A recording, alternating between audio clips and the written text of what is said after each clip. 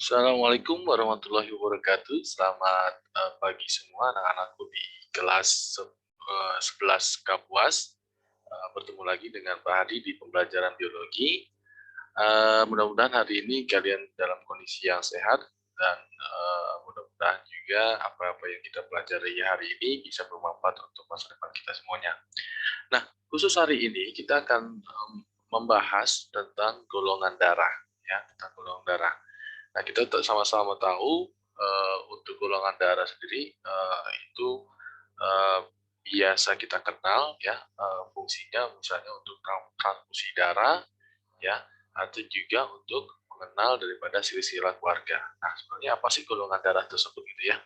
Jadi golongan darah tersebut adalah suatu klasifikasi darah untuk setiap suatu individu ya, berdasarkan ada atau tidaknya zat antigen ya, warisan pada permukaan membran sel darah merah atau biasa disebut dengan eritrosit. Hal ini disebabkan oleh adanya perbedaan jenis karbohidrat dan protein pada permukaan membran pada sel darah merah kita ya. Sehingga nanti antigen itu dapat eh, merangsang ya, dapat merangsang tubuh untuk menghasilkan antibodi dalam plasma darah kita. Nah, di reaksi antara antigen dan antibodi ini dapat menyebabkan terjadinya penggumpalan atau biasa disebut dengan aglutinasi. Aglutinasi ini bisa terjadi di sel darah merah sehingga nanti antigen tersebut ya, atau biasa disebut dengan aglutinogen, sedangkan antibodi biasa disebut dengan aglutinin. Nah, di dunia sebenarnya ditemukan sekitar 46 jenis antigen ya. Tetapi yang sangat terkenal itu ya, atau biasa digunakan adalah antigen jenis A, B, dan O ya, dan resus atau resus ya. Penyebaran golongan darah di dunia ini bervariasi tergantung dari populasi atau ras ya. Misalnya sekitar 40-45% itu ya, bangsa Eropa itu memiliki golongan darah resus negatif. Sedangkan bangsa Indonesia hampir 100%-nya memiliki resus positif atau mungkin juga kurang dari 1%-nya berresus negatif. Nah, pada golongan darah sistem ABO ya, yang terlihat di dalam layar ini sebenarnya ditemukan oleh ilmuwan Austria yang bernama Karl Landsteiner ya, di tahun sekitar 1930-an.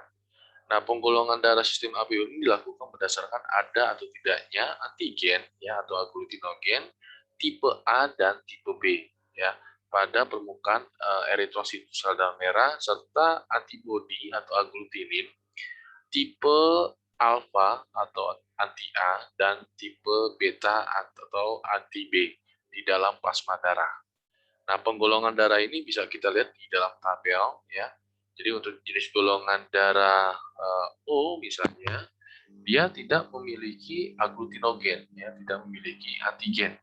Sedangkan untuk aglutininnya, antibodinya, dia memiliki jenis dari anti A ya, dan anti B atau alfa dan beta. Nah, selanjutnya pada golongan darah A ini mempunyai aglutinogen A ya, sedangkan aglutininnya atau antibodinya adalah anti A ya, anti A atau alfa atau biasa disebut B juga. Nah, golongan darah B ini mempunyai aglutinogennya adalah B dan eh, aglutininnya atau antibodinya adalah alfa atau anti A. Sedangkan AB memiliki aglutinogennya A dan B, ya, aglutininnya adalah tidak ada. Nah, proses ini memang harus dilihat dari eh, antibodi di dalam plasma nantinya bereaksi terhadap kedua antigen tersebut. Nah, ini bisa terjadinya penggumpalan. Makanya nanti pada saat pemeriksaan golongan darah, ya, nanti ada semacam reagen ya dari anti A, anti B, dan anti AB. Ya, kalau kita jadi nanti ditetesin darah, ya kalau ditetesin anti A dia menggumpal, anti B, anti AB dia menggumpal, berarti darahnya adalah A. Sedangkan untuk yang B nanti untuk prakteknya diteteskan oleh anti A, ya tidak menggumpal, anti B menggumpal, dan anti AB menggumpal, berarti darahnya B. Nah, kalau semuanya anti A menggumpal, anti B menggumpal, dan anti AB menggumpal, berarti darahnya adalah darah AB. Sedangkan bila anti A tidak menggumpal, anti B tidak menggumpal, dan anti AB tidak menggumpal, berarti dia adalah golongan darah O. Ya, jadi itulah teknik-teknik untuk menentukan golongan darah. Ya. Nah, sebenarnya ada juga selain golongan darah sistem ABO, juga ada disebut dengan sistem resus. Ya, nah, cuma berbedanya pada sistem resus ini dia hanya memiliki dua, ya, yaitu golongan resus negatif dan resus positif. Ya. Nah, ini sebenarnya juga pertama kali ditemukan oleh Carsten Stadler juga di tahun dan temannya Wiener, ya, di tahun 1940-an. Ya. Nah, ini ditemukan pertama kali di Macaca rhesus atau Macaca mulata. Ya, ini jenis dari monyet yang banyak dijumpai di daerah India dan China, ya, atau Tiongkok. Nah, penggolongan darah sistem rhesus ini berdasarkan ada atau tidaknya agglutinogen, ya, atau antigen RHD pada permukaan sel darah merah. Antigen RHD ini nantinya berperan dalam reaksi imunitas tubuh, ya, di dalam tubuh itu, ya. Biasanya individu yang memiliki antigen RHD ini nanti disebut dengan RH positif, ya, nanti dilambangin dengan RH positif dengan lambang positif. Sedangkan individu yang tidak memiliki antigen RHD nanti disebut dengan RH negatif atau RH negatif, tandanya strip, ya. Nah, individu RH negatif ini tidak memiliki juga agglutinin anti RHD dalam plasma darahnya, tetapi akan memproduksi agglutinin anti RHD jika bertemu dengan darah RH plus, ya, atau RH positif, ya. Nah, itu dari penggolongan dari sistem darah resus, ya. Memang ini jarang sebenarnya juga berkaitan dengan golongan darah ABO, ya. Biasanya kalau kita sedang mendonorkan pasti juga dicek juga resusnya. Nah, itu untuk golongan darah, tipe jenis dari golongan darah. Sebenarnya ada satu lagi, yaitu jenis golongan darah M dan N, ya. Mama dan Nano M dan N. Nah, ini memang ini sangat lebih jarang lagi digunakan, ya, untuk manusia. Nah, itu untuk sistem dari golongan darah. Jadi sistem ABO, sistem resus, dan sistem M dan N. Nah, pada transfusi darah, ya ini biasa kita kenal, ya, karena kalau kita ingin mendonorkan darah pasti kita harus juga mengecek tahu jenis golongan darah kita, ya. Jika pada pengertiannya sebenarnya transfusi darah itu adalah pemberian darah dari seorang yang disebut dengan donor, pemberinya dari donor, dan yang menerimanya atau yang memerlukannya disebut dengan resipien. Nah, yang perlu diperhatikan donor adalah sebenarnya macam dari agglutinogennya, sedangkan bagi resipien ini diperhatikan adalah macam agglutininnya. Nah, jika seorang yang memiliki penggolongan, ya, pada misalnya mendonor, ya, pemberi darah, misalnya golongan darah A, ya, sedangkan nah ini golongan darah ini hanya bisa mendonor untuk dua jenis golongan darah saja, yaitu jenis A dan AB. Ya, B dan O itu tidak bisa, ya, karena nanti akan terjadi penggumpalan. Begitu juga dengan B. Ya, B ini nanti hanya bisa mendonor untuk golongan darah B dan AB. Ya, golongan darah A dan O tidak bisa. Sedangkan AB, golongan darah AB hanya bisa memberikan donor pada jenis golongan darahnya sendiri, yaitu jenis AB. Ya, A, B, dan O itu tidak bisa bisa menerima, ya, karena nanti bisa terjadi penggumpalan.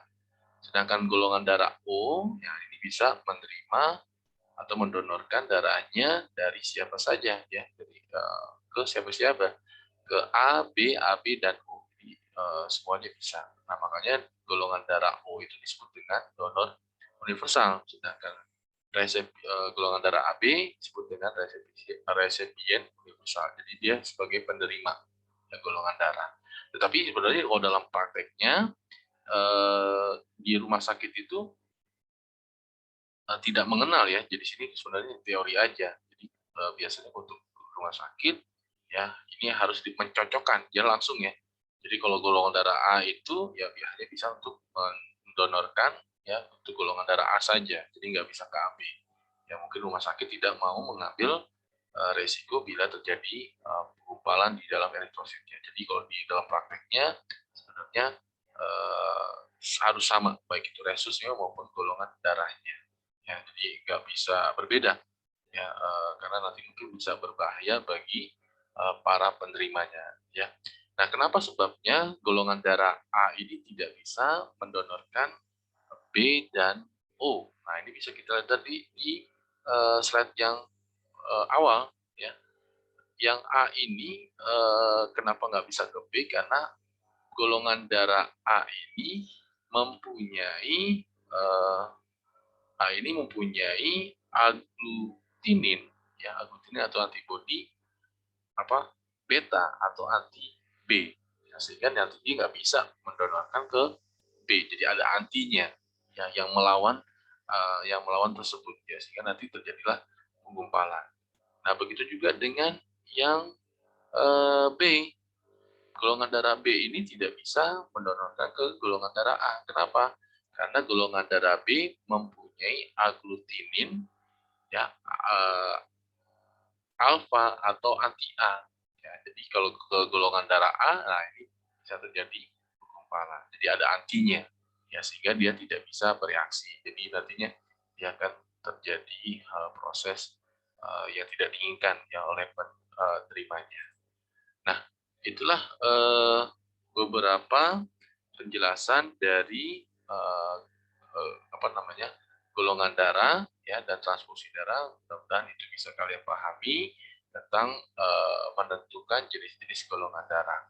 Nah, untuk selanjutnya kalian buka psikologi di folder golongan darah dan kerjakan LKS-nya ya sesuai dengan cara kerja yang tertera di situ. Nah, nanti baru di-upload kembali tugasnya ya. Jadi selamat mengerjakan ya tugas di psikologi. Sampai jumpa lagi di pertemuan berikutnya. Pak diakhiri, wassalamualaikum warahmatullahi wabarakatuh.